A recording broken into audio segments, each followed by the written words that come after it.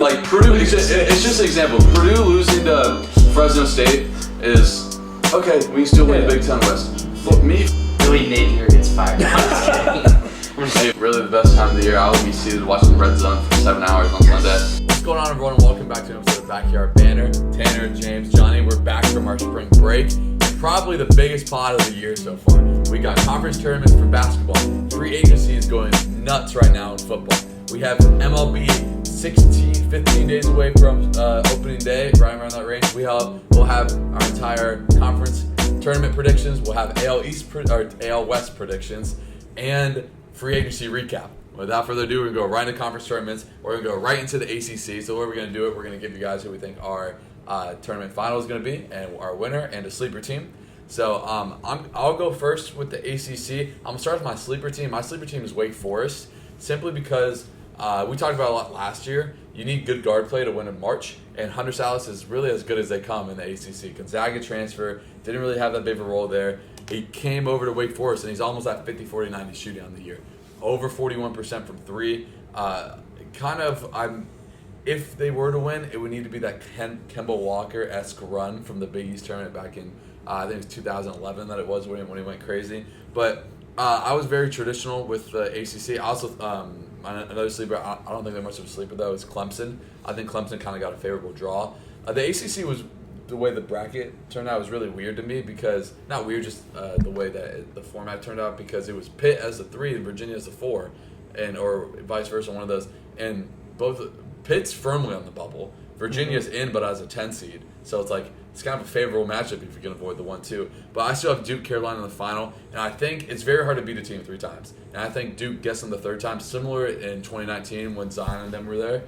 They lost them twice in the regular season, came back, beat them in the tournament. So, I'll have Duke winning the ACC. I've been very high on them all year. I just think Tyrese Proctor and Jeremy Rhodes, Sherry McGinn, just very good guard play. And Flipikowski was first team all ACC for a reason.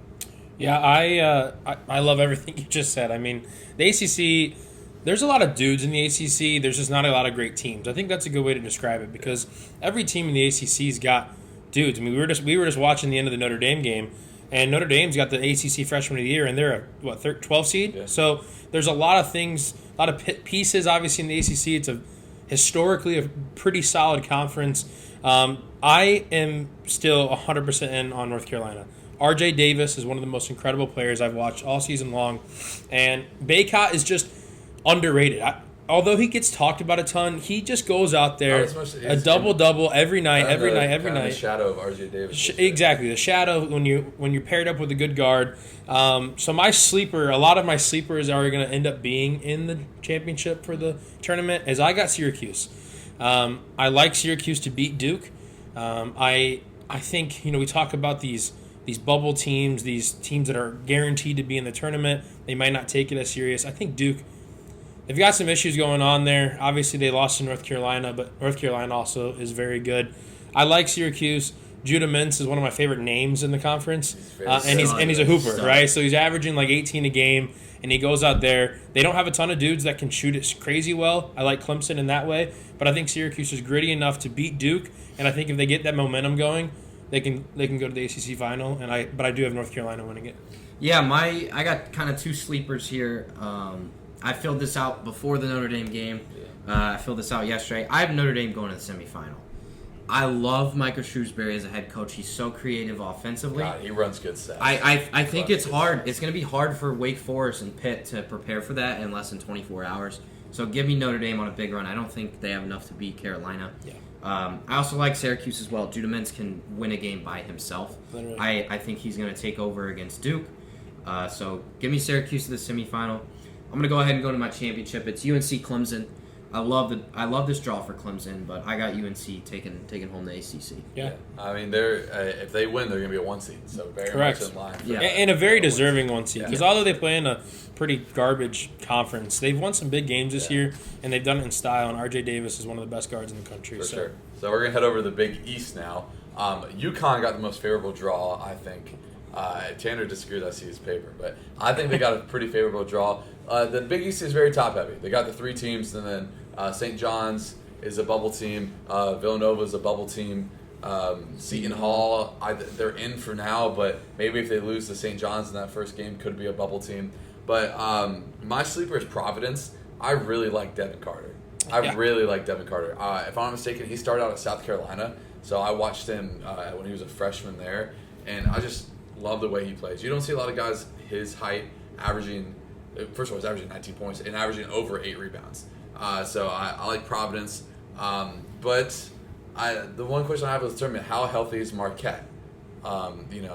It's one of the biggest questions, even going into the NCAA tournament, because they were on that 2 line for a while. Now I think they've firmly fallen down to that 3 line. And then, if Duke can go out and win the ACC, and a few of that 3, let's say Kentucky, Bama wins the SEC, so a lot of stuff can happen there with Marquette. But James and I have been really high on Creighton all year. I think Creighton's still really good, but it's very hard to beat UConn on a neutral floor. Yeah. And I think even though if it's St. John's playing, it was a St. John's home game. But I still think I'll take UConn really over a lot of teams in the country on a neutral floor. Really over every team, maybe except for 2 when it comes to March Madness time on a neutral floor. So I'm going to go the traditional UConn pick. Yeah, I like that. I mean, it's one of those teams that they've been on the top of the rankings all year long. It's when I was filling out my brackets for all the conferences, it's like I hate seeing 1 versus 2, 1 versus 3, but it's like these teams have been doing it all year long. There's no reason to start fading them now. So I stick with Creighton. Creighton, we're going to get into it later in a couple weeks. They're one of my 4 national champion picks. Obviously, I'm going to fill out probably 40 brackets. Mm-hmm. Creighton might be in 10 of those where I pick them to win a national championship. So I'm high on them. I mean, Trey Alexander is a pro. He's got a mid-range game. He can score on all 3 levels. He's unreal. And, I mean, Baylor Shireman is unreal. He can make a shot from anywhere on the court. I love Creighton. My sleeper team, which I think we're going to get into it here with Teaster here soon, is Villanova. Villanova, I've said it for the last month and a half, they've got experience. And when you have experience in this time of the year, it pays off. They start 4 seniors that have played in big games, played in these big tournament games in the Big East. I love Villanova in this spot to get themselves in the tournament possibly by winning the Big East. I think they get there to the championship. Are they on the same? They're on the same side. So I have them losing to Creighton. I think that's different than Teaster, but I got Creighton Nova there to take on UConn. So I don't know. Creighton, I got them winning the Big East. I got them winning national championship. But Villanova, sleeper, they got experience. That's all you need in March. Yeah, my Big East is pretty wild here, so strap in. Strap in. It's also going to get wild in some other conferences. But I love this draw for Villanova. They get DePaul on day 1. Hey, watch out, sneaky DePaul. DePaul is not going to put up a challenge at all. And then they get Marquette. I've been really high on Marquette all year. But they're just so banged up. I know Kolek's going to play, but it's like how healthy is he? I would hold him out to the first game back. I would too. I really would. But Marquette won it last year. Yeah, I mean, Nova has to win this game. Yeah. Like if Nova's in this matchup with Marquette, this is a game that you look at as Nova, and you're like, if we win this game, we're in the dance. And so I think they get it done. On the other side, Seton Hall, St. John's. Now the committee's treating this all as home games for St. John's, which is fair. So I don't think that Seton Hall win does much for St. John's. I've them beating Seton Hall, so I think they would have to win that UConn game to get in, and I have them beating UConn. So I've got St. John's versus Villanova in my championship, and I've got Villanova taking home the Big East. So I'm excited. I think the Big East can get wild just because those 3 bubble teams all need wins, and I think it's going to take more than just beating like a DePaul or a Seton Hall. And it's been one of the most impressive conferences to watch all year long. So I'm all in to getting as many Big East teams in the tournament as possible. If Villanova goes the distance, Coach Neptune over there is really going to have to. I mean, what a run that would be for him. No kidding. Yeah, Teaser, what we got next? We'll start with you this time. Up next, we got the Big Ten. So Big Ten, I'll start with my Boilermakers. Tough draw. I don't like the draw. First thing I've ever They played Michigan State and Minnesota once each, both at home, and both challenged them. Minnesota was up 13 at one point in the second half. Purdue ended up beating both by 10, but I just don't like that draw. I feel like Michigan State and Tom Izzo really could use a marquee win like Purdue. So I think Michigan State Purdue is going to be a battle. I do think Purdue wins that game. I'm worried about Northwestern. Bowie. Two overtime games this year between Purdue and Like Northwestern. my guard play. So I like Northwestern to beat Purdue. My sleeper here in the Big Ten is a team that is 6-1 since firing their head coach. Their one loss, they were up 15 in the second half, could be 7-0 with a win over Purdue. I've got Ohio State. I love Illinois, and if it wasn't for their matchup against Ohio State, I'd probably have Illinois going pretty far. But I've got the Buckeyes winning the Big Ten tournament. I think they are on fire. I think this is the bid stealer in college basketball this year. Ohio State Buckeyes are playing well. They got some good guards. Jamison Battle can light it up. Bruce Thornton's a good guard. They made a run in the Big Ten tournament last year. Coach Diebler has him fired up, so give me the Buckeyes. Yeah, we were just talking about how we'd love to see a lower team make a run like this. Yeah. And really, we haven't seen it since A&M went to the SEC championship game probably 3 years ago now. Virginia Tech, too, in the ACC. Virginia Tech won 2 years ago. Yeah, that was crazy, yeah. Yeah, but James, who you got? Yeah, so I got Illinois winning the Big Ten. This is probably a homer pick, a bandwagon pick, but this Illinois team, I like it. I think Terrence Shannon Jr., Marcus Domask just named Big Ten first team. Coleman Hawkins, although I don't like him, and he's a player on my team, you can't deny the fact that he's a pretty good basketball player, right? And although he's inconsistent at times, he's very good. He gives you a different piece. Ty Rodgers is back and healthy. Dane Danger's been playing a lot better. Although he's not a very good big man in the Big Ten, he can come in, give you some spot minutes. So I like Illinois. I think it's a pretty good draw for Illinois. But the sleeper team, it's kind of a sleeper. I wanted to pick Indiana. They've been playing pretty well, but I didn't like their draw. So I went with Northwestern. I think it's not necessarily a sleeper pick, but I have Illinois playing Northwestern in the Big Ten final. When you look at Northwestern, and they have Boo Buie, Barnheiser, these guys are made for March. I'll talk about it for this entire month, that these guys are made for these types of games. And Bowie just goes out there and makes the shots that matters the most. And I think Northwestern beats Purdue to get to the championship. And I think Illinois wins against Northwestern in a very good Big Ten game. But I love Northwestern, man. I think this is a team that can make a little bit of a run. They've got some guys to do it. But I like Illinois. They're playing hot. So give me a little in-state rivalry, Big Ten championship, and I'm all up for it. Yeah, Tanner already touched on my 2 points. First thing I have written down, really tough draw for Purdue. Michigan State, I don't really know how they're on the right side of the bubble. I agree. I just think they have too many bad losses. But my sleeper is also Ohio State. But I have Nebraska making the Big Ten championship. Shout out Coach Hoiberg over there, really turning the ship around over there. But I have Purdue winning. Look, I'm not a fan of the Big Ten. I'm a fan of watching Big Ten basketball. I'm not a fan of the lack of depth in teams here. Indiana, to me, was really disappointing this year. I know they went out and beat Michigan State the other day, but really disappointing year for Coach Woodson over there. Purdue has everything going for them. The Big Ten champion has not made it to the second weekend since 2019. So maybe Purdue wants to shy away from. That's why he didn't pick them. But even traditional teams that are good, like Iowa's not very good this year. I mean, you could go down the list, just teams that Ohio State. When growing up, Ohio State was always in the tournament, and they made Final Fours. It was good a couple of years ago. You can even look at Michigan. Michigan last seed in the Big Ten, they're terrible, and it's frustrating because. I think there will be a team from the Big Ten that'll maybe make a run. But, yeah, I got Purdue. I like that we all have different picks. Yeah. Quick thing here. I think this Iowa-Ohio State game is huge because Iowa has kind of worked themselves into the conversation. So, they need to win that game and get a win over Illinois, and they could be in the tournament. And a team like Ohio State is in a similar spot. They probably need to win the tournament, but it's that's a big game for those. And I'll say, as an Illinois fan, I don't want to see Iowa again. I'll say that. So beat them twice already. I don't want to see that again. Yeah, I beat them twice. Don't want to see that again. And we move on to the Big 12. I'm going to go first because the Big 12 was my kind of wild bracket as Tanner had with the Big East. I really like Baylor. I actually have written down on my sheet Baylor winning, but my sleeper team is Texas. I think that they've just been coasting all year. I haven't really heard anything about Texas ever since they lost to Houston in overtime back in January. Max Asmus can go out and score with anyone. They still got a good big man down low. They got Dylan Mitchell, an athletic wing on the outside. And they go 7-8 deep that you feel comfortable with playing on the floor in March. Obviously, Houston has, in my opinion, probably been the best team in the country the past month. Obviously, the best defense. They got Jamal Shed, Andre Quire.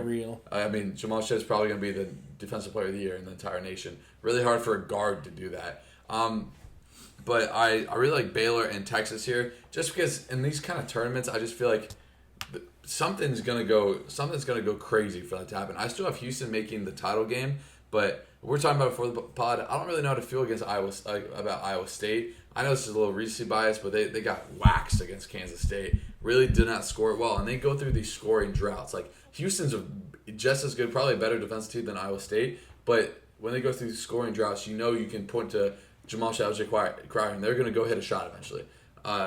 Even Emmanuel Sharp can go hit a shot eventually. With Iowa State, it's okay. Like, what are we doing here? It's 5 minutes without a basket. Some boring basketball sometimes. But so that's why I like Texas making it out of that kind of region of the bracket. I like their matchup against Iowa State. But so I have Texas beating Houston in the Big 12 championship. I have the opposite, but I love that Texas. I have Texas as well.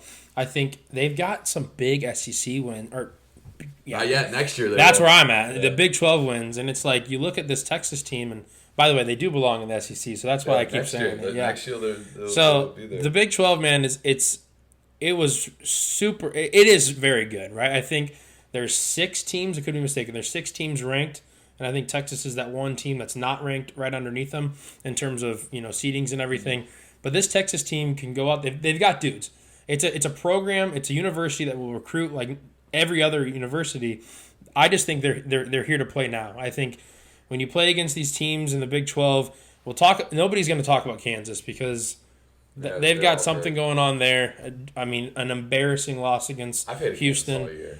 I hate him too, and I could spend an entire pod talking about my hatred towards Hunter Dickinson with Kansas. When's the last time you've ever seen Kansas as a 6 seed in the Big 12? That's another thing, man. Like shout out! It goes to their dominance that they've had in the Big 12. But let's not act like they can't hypothetically make a run because I wouldn't be crazy surprised. I wouldn't be crazy surprised. Because they're out. They're out. Hunter Dickinson and correct. They're out, but at the same time, they're still Kansas. So I have Houston, Texas as well. I have Houston winning the Big 12. You talked about LJ Cryer.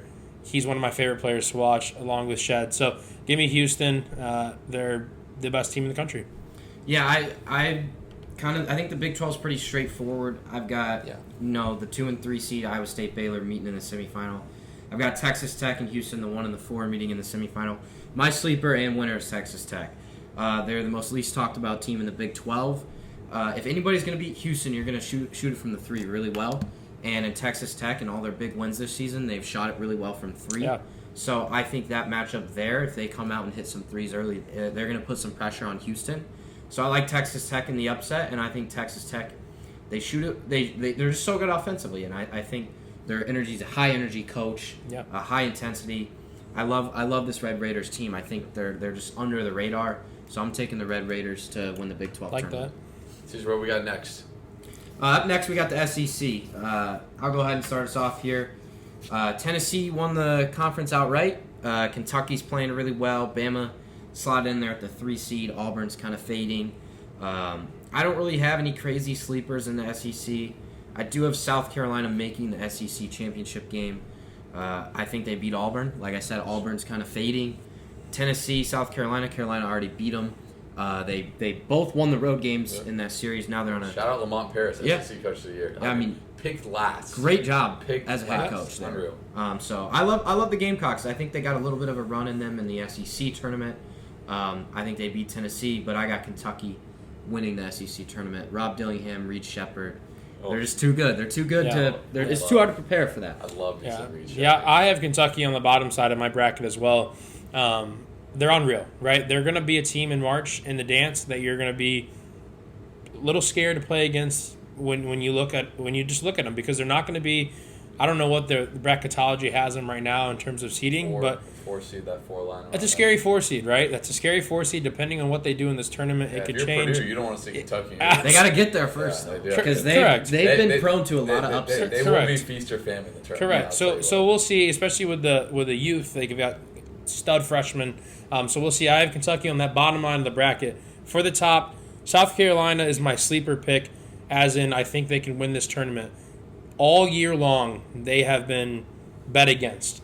Whether they're ranked and they're at home and they're still underdogs. It doesn't make any sense all year long. This Gamecocks team is legit. They're fun to watch too. And in the SEC, me and Johnny have fought about it all year long. It's a fun conference, and it's a really good conference. I think Florida can maybe make a run. I'm not going to ever really bet on them or anything like that, but we'll see. This SEC is exciting. So I have Tennessee playing South Carolina in the top of my bracket to get to that championship game, and I have whoever wins that game winning it all, but I have Tennessee just because we'll get into it later. They're another one of my 4 national championship teams. So I have Tennessee, but watch out for South Carolina. Yeah, I mean, the SEC, I've obviously watched an incredible amount of SEC basketball this year. I like the South Carolina sleeper pick. I feel like they match up well against Auburn, even though Auburn blasted them, won by 40 the time they played them, because if South Carolina turns the ball over, they don't win. Auburn is a very good defense. They turned them over. They won by, it was 101-63. Yeah. Michi Johnson might be the most underrated guard in the SEC. Yeah. Really can go for South Carolina. My sleeper, I have Florida / Texas A&M. Texas A&M, they were really good last year, have 5-6 quad 1 wins. They have Wade Taylor, who's really good, 20-point per game scorer. I told Tanner this before the podcast. I've been on Reed Shepherd since January, that he is just unreal. And Antonio Reeves might be the most underrated player in the country. He's averaging 20 and almost 50, 40, 90. No one's talking about him. I think Kentucky's completely feast or famine in the tournament. I think they can go out and win a national championship, and I think they can lose to a 12 seed in the first round. But I'll say it again, Tennessee, I think, is the best team in the country. I don't care they lost at home to Kentucky. Kentucky's really good. Dalton Connect, he is the one for Tennessee. They've been missing the offensive punch. Zakai Ziegler was just named the Defensive Player of the Year in the SEC for Tennessee. I don't like Florida's draw playing Alabama for a third time within a 3-week span. They split the first 2 games. I think Florida can go out and beat anyone, but it's just tough to go beat Alabama a second time within a 12-day span. Speaking of the Auburn teams, our Alabama teams, Auburn and Alabama, I think are both trending down right now. I just don't love Auburn in the tournament getting out of the first weekend. I really don't. They don't have that guard to me that can just. Broome is really good. Probably one of the probably the best big man in the country, in the SEC. But they don't have that guard punch that's just like that. It strikes fear into you. Florida does. Zion Pullen is the only player in the country averaging 15 over 15 points with over 4-to-1 assist to turnover ratio. Yeah. I've been on Zion Pullen for a really long time, one of the most underrated guards in the country. That being said, I have 1 and 2 going to the final. I think Tennessee will beat Kentucky. I would love that final personally. I think that final would be unreal. I got to see that rematch. Again, I think Alabama is trending more down. I haven't not seen them beat a really they've beat good teams. They don't guard anyone. They almost lost to Arkansas at home. Yep. It just scares me. Marcus Sears is really good, though. But, yeah, give me Tennessee over Kentucky. I'll go quickly with the Pac-12. Yeah. That's our last one. I have Arizona, Pac-12. Really sad year for the Pac-12.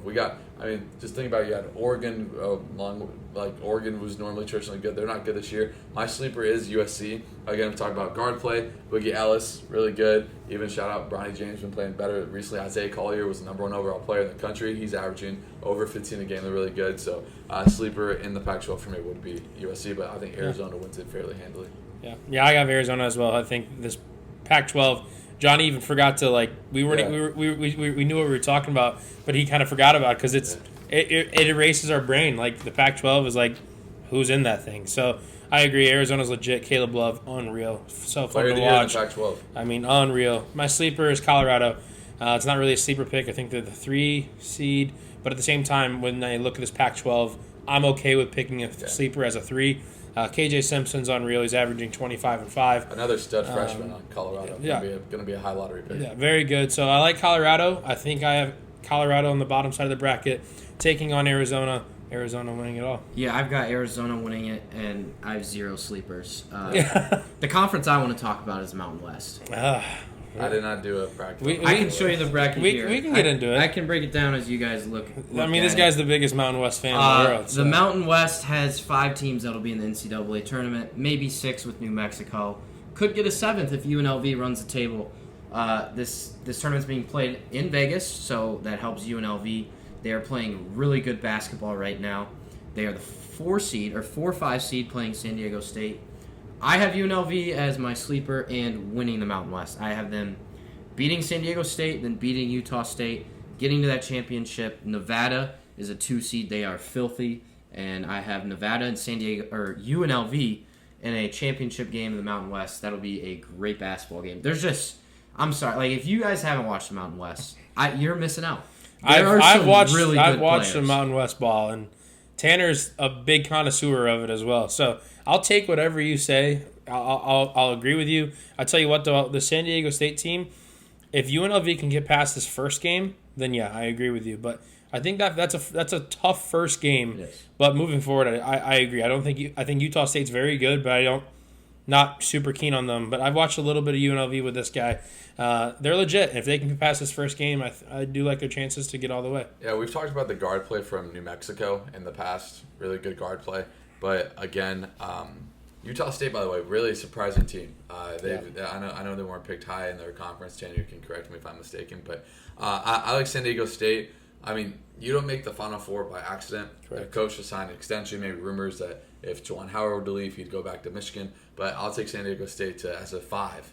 As a 5 seed there to go win it. There we go. Yeah, quick note on Utah State. They brought in a first-year head coach, and they lost every scholarship player from last year's team that made the NCAA tournament. Good. And they won the Mountain West outright. So That's a hell of a job. Shout out. Probably him or Lamont Paris probably going to be National Coach of the Year. Yeah. But now it's time for baseball. We got AL West. We can go through our 5. I don't even want to talk about the A's. I would like to talk about that. I don't want to talk about the A's because they're more focused on moving the team to Vegas than putting a competitive team on the field. And to all the fans in Oakland, I feel you as someone that wanted to get a new stadium, and the Rays, fingers crossed, have it right now. It's just really tough. They lost 112 games last year. And didn't do anything. Nothing. I mean, there's Didn't do anything. Literally nothing that makes you want to go to the ballpark unless you want to see Ruiz go steal bases. But yeah, I mean, Tanner, what do you want to say about that? Yeah, so for anybody that might like MLB and odds and whatever, the biggest lock of the MLB season is the A's over 56.5 win total. Wow. This team should be in the neighborhood of 60 to 65. They're not good, but 56.5 is disrespectful because they bring in Logan Wood from the Giants, Ross Stripling. They have 4 starting pitchers that had an ERA of under 4 last year. They have a closer in Mason Miller, who's one of the best pitching prospects in baseball. He is gross.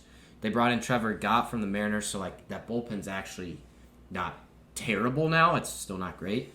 But they also have Brent Rooker, hit 30 home runs last year. An all-star. I see him on TikTok. Shea Langoliers is a very Twitter, good piece for them. The A's are so much better than 57 wins. I think they'll win 63 games, but other than that, there's not much. I think that offense needs to score more than 3 runs, though. I just don't see the power in it. I think at the end of the day, if your biggest lock of the year in the MLB is a team to still lose 100 games, I think we need to maybe take a step back. They're because not as bad as what that win line is. They're not even a They're Major better League than Baseball last team. year, and they won 58 games last year. They won 50 games. 50. I'll consider it, but 57.5, man, holy cow. 50-something. 50 Yeah. something. They were Regardless, bad. If you don't even get 60 wins, They're not a Major League Baseball team. They're bad. They're not. There is 4 teams We've in the spent NL enough West. time talking about the A's. Let's go talk about another terrible Cade team. Cunningham, we're not 2-24 bad. That's the A's. They're not 57 wins bad. I'm In sorry. baseball, more than anything, I think your record is what you are because you play so many games. It's such a large sample size. Yeah. And Cade doesn't know what he's talking about. They're at 10 wins now. So technically, yeah, Cade, you were right. Let's talk about another I saw terrible him baseball live. team. Anyway, Angels. I'd rather be an A's fan than an Angels fan because, yeah, you have Mike Trout, but my God, they have no future. They have the 28th ranked farm system in baseball. Mike Trout, probably the greatest baseball player I've ever second greatest baseball player I've ever seen. Yeah, they just got rid of the. When is the last time he's been healthy? Well, it's like. But if you're Mike Trout, what makes you get up and say, "Yeah, let me just go out there"? That's what he says. He's not demanding a trade. He's not going anywhere. Good for him. But when Anthony Rendon is your third baseman, He must have a really nice and talk trade. about someone who hates baseball. Anthony Rendon got a contract and then refused to play baseball. He got a contract with a nice year in Washington the year they won the World Series, but after that, oh my goodness, I'm gonna say it again: 28th ranked farm system in baseball. Tanner, what was the first baseman saying they called up straight? Didn't even play in the minors, straight from college.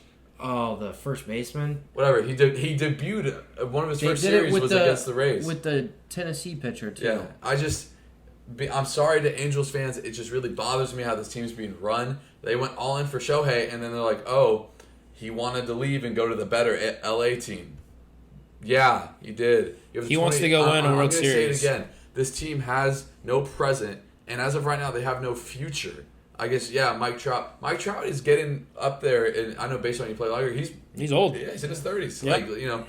But there's this the Angels division. just make me so mad. They made the playoffs one time with Mike Trout, and it's been over a decade. But And they had the two best players in Major League Baseball and still sucked. Who's their owner? Mickey Loomis, I think is his name. Mickey something. Sounds right. Just Angels suck. A's suck. That's for sure. That's the lock of the year. They will finish 5-4. I might even have the A's. No, they won't. No, we don't. We don't. But, We can move on to real teams that have playoff potential. Oh, you want to talk about the Angels? I mean, I was just gonna say, one of their better prospects has actually graduated from the farm system. Logan El Hoppy, he's a catcher. He's pretty good. That's a nice young piece for them, and they obviously have Trout. But Angels will win like 72 games maybe. That's pretty high. I'm cool with that. I'm ready to go high. into these top 3. That's pretty high. Top 3. The Mariners. A lot of people's popular Super Bowl.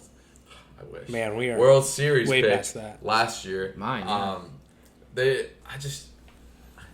I don't really like the moves that they made. Mm-hmm. I think their top 3 rotation. Obviously, you got Castillo, Gilbert, Kirby. I thought when the Rays were looking into getting Kirby, maybe trading one of those bigger pieces, and I was really excited because I think Kirby's really good. But after that, I don't really think they have a good 4 or 5 in their rotation. Julio was unreal last year, 32 home runs, over 100 RBIs, but again, they don't have Kelnick anymore. They did get Luke Raley from the Rays, who I think the Rays traded at the right time. This is a guy out of nowhere, hit 250, showed some power. And I think he's going to go to Seattle and regress. I like their pitching. I don't like their lineup depth. I still think they could sneak in that final wild card. I think it might be between them and whoever is in 3rd or 4th in the AL East. Yeah. But, I think the Mariners, kind of similar kind of wins to last year, maybe around that 85, 86 win mark for me. But that's how I feel about the Mariners. Yeah, I have them winning 83 games. I think the tale of this division for me, when you're looking at it, they didn't make a ton of moves. This division didn't, from top to bottom.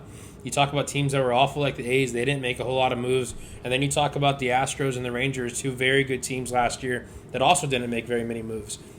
Is that because they're content? I don't know, right? I think the Mariners are a team that can go out and win, but it seemed like they were more so just selling off the pieces, which I get. You know, they didn't need those little pieces here and there, that they got some more depth in the minor league and in their 40-man and all that fun stuff. But Seattle, to me, they're going to be very similar like last year. But if their pitching gets hot, I mean, they've got some offense. So I have them winning 83 games, finishing 3rd in this division. But my top 3, they're finishing very close to each other. So we'll see. Just like last year. Yep. Yeah, to kind of recap the Mariners situation. So last year, their farm system was kind of middle of the pack, and they were kind of like 6 or 7 games out at the deadline. So they sold, and they got some good farm pieces for the farm back, and then they went on a playoff push. Yeah. They finished 1 or 2 games out of the playoff spot. So I don't know. They're in that weird spot where their farm system's getting better, and some of their guys are getting close. They have a great pitching staff, but they're not really like the big market team that can just go splash in free agency. Yeah, I agree. I like the pieces they have. I've been back and forth all season on if I want to take a AL East team or this Mariners team to make the playoffs, but I think as we get closer to the season, I'm kind of selling on the AL East, their stock. We'll get into that in the future, but I think the Mariners are going to make the playoffs as a 5 or 6 seed wild card. Julio Rodriguez, Cal Raleigh, Ty France, Jorge Polanco, great addition. Yep. Great addition for them. I think Mitch Haniger is going to have a really good season for them. And their pitching rotation is going to carry them, but that line's good enough to win a shootout. For sure. They still have a good bullpen. I like that. I like the Mariners. I think they're going to win 88 games probably. Yeah. That's enough. So, moving up to the top 2 teams. Doing this, I didn't realize Scherzer was still hurt. Yep. And not only is he hurt, he's not going to be back for a while. Mm-hmm. DeGrom, obviously I have on my paper here the Rangers at 1. I'm actually going to put them at 2. Yep. The Rangers are at 2 for me because I don't think they're going to have a very good first half because of the injuries to that pitching staff. Once they get if DeGrom comes back sometime this year, I assume he would just off the trajectory of normal Tommy John. He got hurt first portion of the year last year. Maybe he's back for an end push. But besides that, first, I'm going to say their lineup is as deep as anyone in the MLB. Everyone can hit. And not to mention, they got Wyatt Langford from Florida. apparently he's crushing in spring training, crushing the minors. He was there a little bit last year. Who's their outfitter they called up? Tanner, he had a great playoff run. The center He's a fielder? the lefty. The left fielder. Yeah. Oh man, I can't Whatever, remember the big lefty dude. He just got Evan Carter. Evan Carter is his name. Yep. He got called up for the playoff push. He torched the Rays. I watched all that. But I think Eovaldi might have a Cy Young-esque season for them. But behind him, until they get some guys back, it's not going to be their same rotation that you saw, that you will see at the end of the year. I still the Rangers will comfortably make the playoffs, but I'll still have the Astros over them. Yeah, I have them winning 85 games exactly because of your point. I think they're going to get some of these starting pitchers back halfway prior on the All-Star break. Hopefully, obviously you never know with injuries, especially with pitchers. But this team, if they can play some solid baseball in the first half and stay in the race, they can win this division. Because, like he said, they've got offense out everywhere. And an aggressive front office. Everywhere. And you know what? If they're in contention and everything like that, fine. You want to spend some money? Go ahead. They will. And so it's an exciting team to watch. I think the Rangers, they got that winning feeling, obviously, coming off the World Series. I like the Rangers this season, but I don't like them enough in the first half to make me think they're going to win this division. But like Johnny said, they're going to win. They're going to make the playoffs, and if they get healthy at the right time, they can make a run. But I have them just above Seattle at 85 wins. But we'll see. That's my take there. Yeah, I think the Rangers will be probably right at 90 wins for me because their offense is too good, and you get those starting pitching arms back, and it's an elite rotation if they're healthy. But I have my concerns early with the pitching staff kind of being injured. They lose Jordan Montgomery as of now. I don't think he's coming back. What's going on there? I mean, it's getting late in the season, and it's weird to see a pitcher like that not have a contract. And he's not going to be ready to go if they do sign. I don't know. Their bullpen was a mess last year, and it just happened to perform well in the playoffs. Their bullpen still is a mess. It's worse than it was last year. So for that reason, I think their offense is good enough to win 90 games. But I think this division is a lock as to who's going to win it. An absolute lock. I agree. Yeah. I kind of would like to get into that right now. Yeah. The Astros, they're going to win 105 games maybe. At least 100. This team is unbelievably loaded. Their pitching rotation, I looked at their pitching depth chart. They're like 6th or 7th guy would be like the 3rd or 4th on most teams. Like they have so many good arms. Yep. Their bullpen is the best bullpen. And it got better. And then they said, let's go sign Josh Hader. Let's go get the Caleb best Presley one of the and best Josh closers. Hader, 8th, 9th innings, good luck. Yeah, you get into the 8th inning against the Astros, the game's over. It's similar to the Orioles last year. Yeah. It's a 7-inning game. They had Batista the game is legitimately over when you take on the Astros. A pretty good 7th inning guy, too. So you could argue, you get to the 7th inning, it's over. Yeah. I mean, the Astros are absolutely gross. They're my World Series pick. Yeah. I like that. I haven't necessarily picked my World Series pick yet, but Astros by far are going to win this. I have it under. I have 92 to 95 wins, but again, I think they're going to be happy if they win right around there. So we'll see. I like the 105 take. This team can win a ton of games. They've got everything you need to win, and more. And literally more. Yeah, and you know what? And if they need something, they'll just go buy it. This team's legit, so I love the Astros.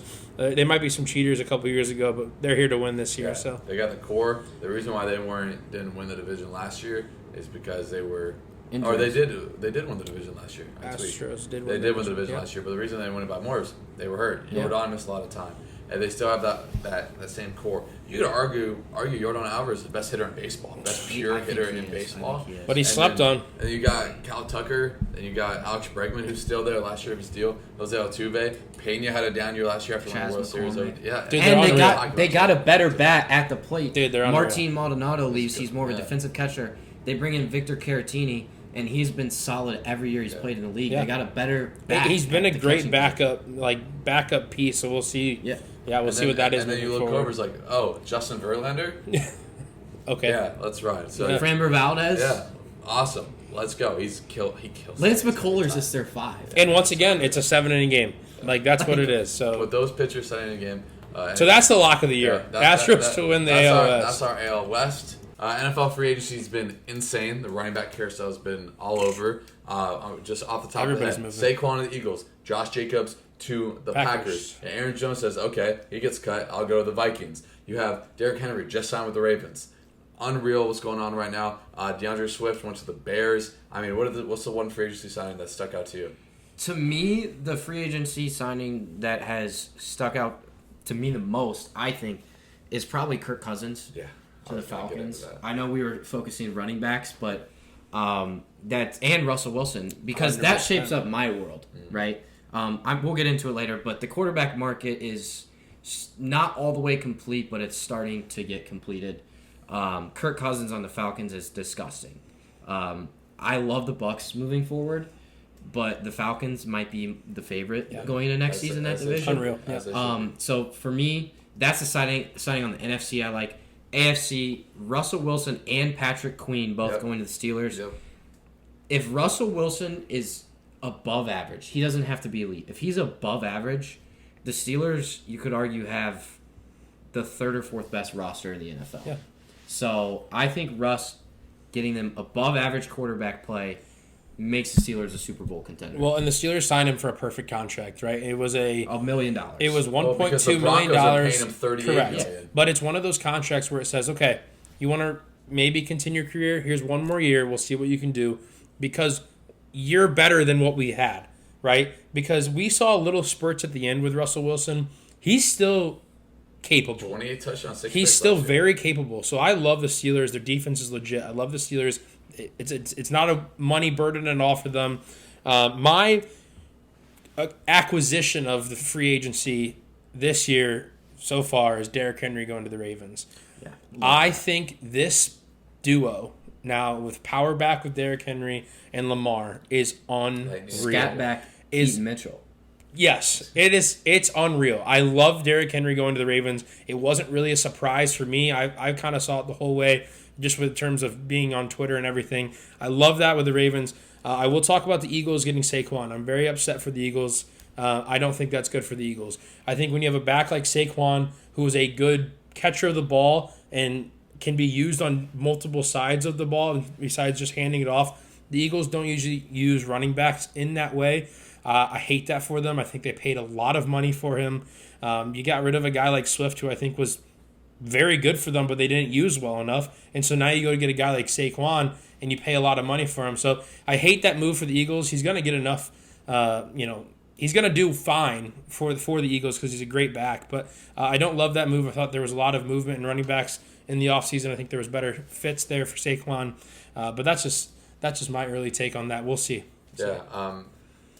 Saquon's as close to Christian McCaffrey as we have in the NFL. Yeah. So I don't know about a bad signing, but definitely surprised when the switch went to the Bears. Like, that's kind of like the first one that dropped. Very surprising. I just don't know if they use Saquon like the 49ers use I CMC. feel you. But Kirk Cousins going to the Falcons has to be the win of the century for the Falcons. Raheem Morris, first-year coach over there. Again, you don't know what you're getting. You guaranteed $100 million to a 35-year-old coming off an Achilles tear. You don't know what you're getting. But if you're getting 90% of Kirk Cousins, you should be able to win that division. Yeah, you're fine. I love the Steelers realizing, we talk about all the time, you can't be mid in the NFL. Realizing that Kenny Pickett is not it.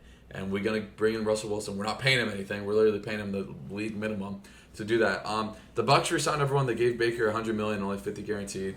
Again, the Bucs haven't done anything. They're re-signing their team that was 4-7 before a good run to the end. I don't think the Bucs are going to be very good next year. I think because that division is so bad, they could be competitive. But I love I think Steelers come out big winners. I think Falcons come out big winners. And if the Bears were going to trade Fields, I think they come out big losers in this, because where's he going to go? Here's the thing. Las Vegas? That's the thing. I told Tanner and I were literally talking about it last night. I said there's one spot for him, otherwise he's going to be a Bear. And I said it, and I was like, the Raiders. He's like, well, you know who the OC is, Luke Getzky. I'm like, kind of forgot about that. But now I'm looking on trade rumors, and that's a legit possibility. But they just gave but Gardner Minshew almost $30 million. But what I'm saying is, like, and I told Tanner this. I said, it's almost looking, and I said, this is my craziest take. I didn't want to say it on the podcast because it's a very hot take. I think there's a world where Caleb Williams and Justin Fields are both in the Bears next year. Oh my I God. think if they do that, I'm just saying. Just saying. I'm not saying that's going to happen. It's my hottest take of the year. I've been saying it for 2 weeks now, and I might as well stick with it because if it happens, then I look like a genius. But Caleb Williams and Justin Fields, there's a possibility that they're both on the Bears next year, and they're going to fight for a starting. But I will say, shout out to the Bears. Gerald Everett, they get their tight end number 2 today. Gerald Everett's a big backup for Cole Kmet. I know that really disturbed you, and it would disturb me too. I would lose my mind. But I'm telling you, there's a world where that happens. There is a world where that happens, and I'm not saying it's going to happen, but it's. I got a bad feeling. If it happens, Ryan Poles deserves to be fired on these spots. Yeah. Not only that, you get Caleb Williams, the cycle starts over. You got a quarterback on a rookie deal. Justin Fields needs to get paid the year after this year. Yep. Guess what? He's been one of the worst throwers of the football out of starting quarterbacks recently. It's just a fact. He has not been very good as a consistent thrower of the football. And now you got to make a decision on that dude. Wow, you have this generational prospect coming in. I just can't envision. It's my hottest take I think I've ever made, but I'm telling you, it could happen. There's a world. There's a world where it happens. Well, I'm not going to say that. Yeah. And I hope I'm wrong. Dear Lord, I hope I'm wrong. I do too. I'll be very mad. Yeah. I'm so excited for the Bears. Ryan Poles, is he getting the high-end, top-name guys? No. He's getting quality players on really good contracts. We still have good money to spend. They re-sign and lock up Jalen Johnson. The Bears' secondary is absolutely gross. You add in Kevin Byard, who is he an all-pro caliber still? Probably not, but he's still a quality safety next to Brisker. They need one more edge. They get another edge rusher. That defense, and they're still out there. I guarantee that defense will be top 5. Go get an edge at 7. Go get Jared Verse. Go get Dallas Turner. Go get the dude from Penn State that ran a 4.4. A lot of dudes coming out of there. If they get an edge rusher opposite Montez Sweat, that defense is a top 5 unit, and this offense is getting better. Gerald Everett, DeAndre Swift. I like those moves. I've said it all offseason. I've told people around me, family members, friends, everybody, I don't believe any Caleb Williams rumor unless it's from Schefter or Rappaport. And Schefter and Rappaport are saying the Bears haven't really looked to move Fields. And I'm ride or die with QB1. And that's why I'm concerned. And I'm ride or die with QB1. But this is a good... Every mock draft has the Bears drafting Caleb Williams, and every other analyst says that we're not moving him. So we'll see. They're keeping him. I'm ride or die. And this is a good roster turning into a great roster, and it gets even greater if you trade that Move him to one. Seattle. Move him to Seattle. God, Justin Fields better have a good year. That's all I'm going to say. He would have everything around him. Or else we'll see. You thought he was hated before. Yeah. You find out what happens. Anyway, we're going to revisit all the NFL teams after the draft, so we'll have a greater look at what the roster is going to be. Again, not a fan of the Bucs had to re-sign everyone. I get it. Antoine Winfield's on the tag. Hopefully get a session for Wirfs, but what's the ceiling of that team? They're going to make the playoffs. We'll see. They might not. Again, they're 4-7 before we started. But if you guys made it all the way, thank you guys so much. Please leave a like, subscribe. Just one of the best times of the year. The best time of the year. You got October, the month of October, and then you got the month of March. I think March is coming. In my But yeah, I don't doubt it. But again, thank you guys so much for watching, and we'll see you guys on Friday. See ya.